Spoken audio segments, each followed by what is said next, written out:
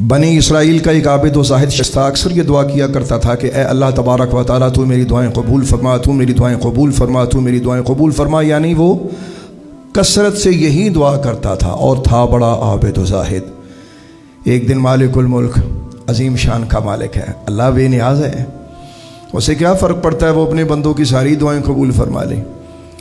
तो अल्लाह तबारक व तआला ने इंसानी सूरत में एक फ़रिश्ते को उसके घर भेजा और उसने आके उसे मुबारक दी कि तुझे मुबारक हो, अल्लाह तबारक व तआला ने तुझे 3 दुआओं का हुक्म दिया, जो तू मांगेगा 3 दुआओं के अंदर अंदर तुझे मिल जाएगा। वो बड़ा खुश हुआ, उसने ये बात अपनी बीवी से, अपनी ज़ौजा से शेयर की।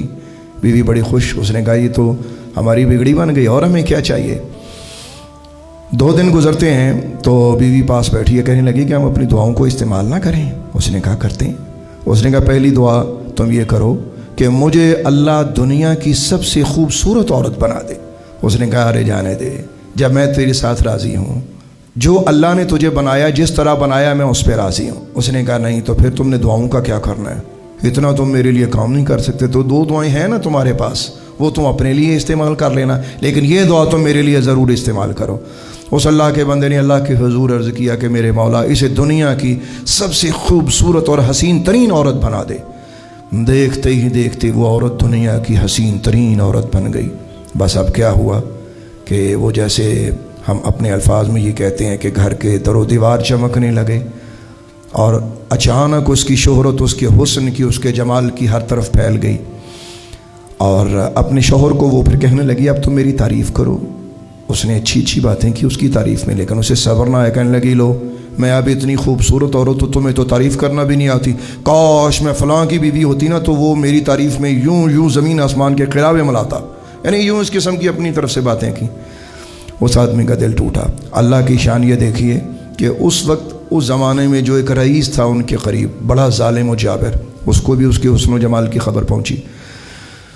तो उसके दिल में ये ख्याल आया कि हो ना हो इस शख्स से औरत छीन कर अपने निकाह में ले आएं, ये सबसे बेहतरीन काम है।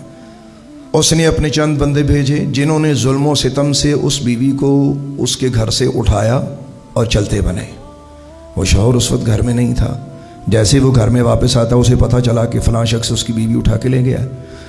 तो अल्लाह के हुजूर सजदे में गिर पड़ा और कहने लगा कि ए अल्लाह तू मेरी इज़्ज़त का रखवाला है, तूने आज तक मेरी इज़्ज़त की रखवाली की है। ए परवरदिगार मेरी बीवी उस शख्स से मिलने से पहले पहले बंदरिया की सूरत बना दे ताकि वो इसे छोड़ दे। अल्लाह की शान ये देखिए, एक दुआ पहले की थी और अब ये दूसरी भी हो गई। वो ख़ातून उस रईस के पास जाने से पहले पहले रास्ते में ही बंदरिया बन गई। उन्होंने देखा कि एक बंदरिया बैठी है, वो उसे वापस लौटा गए।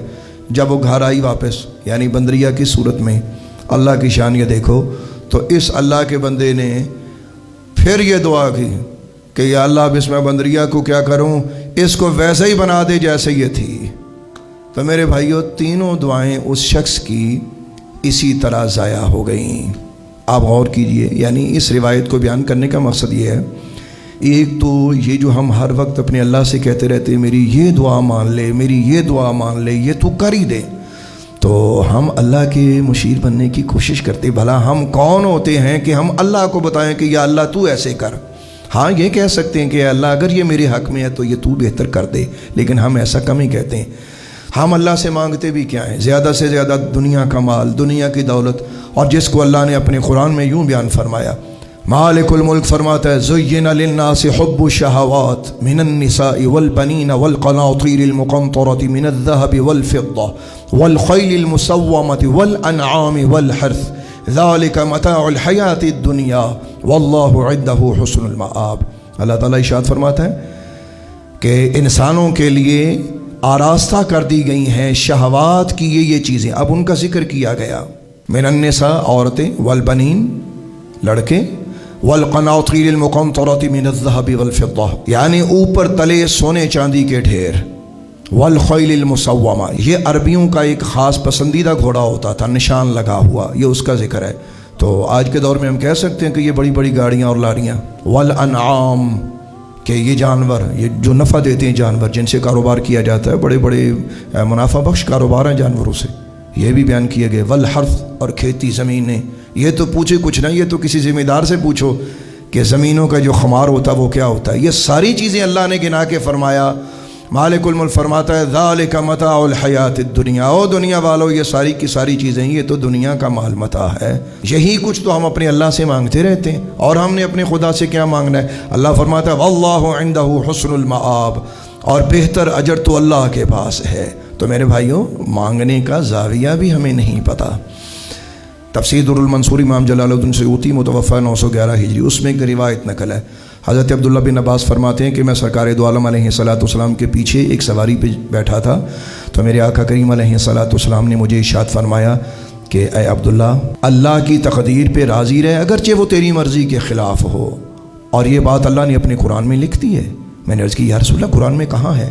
تو سرکار دو عالم علیہ السلام نے اللہ کے قرآن کی یہ آیت پڑھی، عسیٰ ان تکرہوا شیئا وہو خیر لکم وعسیٰ ان تحبوا شیئا وہو شر لکم واللہ یعلم وانتم لا تعلمون۔